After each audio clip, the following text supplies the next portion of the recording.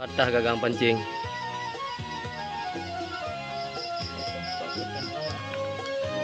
Kasihan sekali. Oh. Yuk semuanya.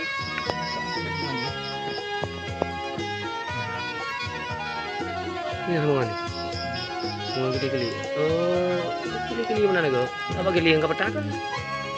Ini semuanya apa semuanya?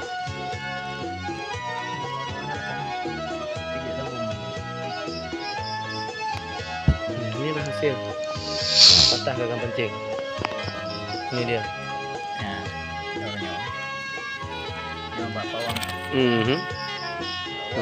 Nah, ini dia. Aduh, 2 kilo lah lebih kurang 1 ekor gabus. Nah, jika anda mau, dikasih ani pancing baru 1 kali pakai.